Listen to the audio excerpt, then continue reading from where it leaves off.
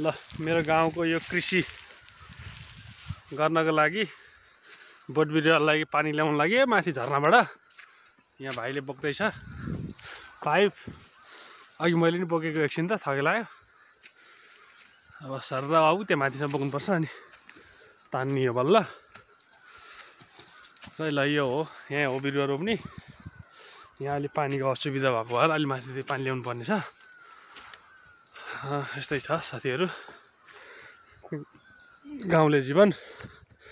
सरकारी काम गर्न सकिएन, विदेश जान सकिएन हजुर। गाउँघरतिर जे छ त्यसमै रमाउने मान्छे पऱ्यो हामी। सबै साथीहरू पनि आफ्नो गाउँठाउँलाई माया गर्नु होला। गाउँठाउँलाई माया गर्नु भने गाउँठाउँले नि हामीलाई माया गर्छ। यो हो मेरो गाउँ, यो लमजुङ जिल्लामा पर्छ।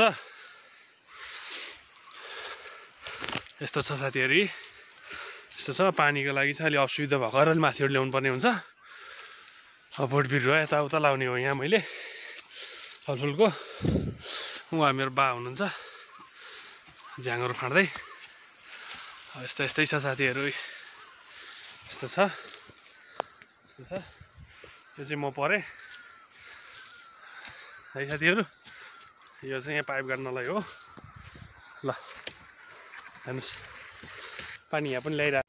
अघि हामी पाइप बोकेर ल्याएको पानी के अरे पाइप यहाँ माथि ल्याएको छौँ। यहाँ देख्नुहुन्छ पाइप यहाँ मुनिबाट यता यहाँ माथि ल्याएको छौँ। यो हेऱ्यो भनेर पानी जोड्ने भनेर पानीको अलिकति सङ्कट भएर माथि झर्ना छ। यो चाहिँ झर्नाको पानी हो है गाइस। यहाँ मेरो बाबा हुनुहुन्छ, यता दाई। हेलो हाई गरिदिनु बाबा। हाई। ल ल।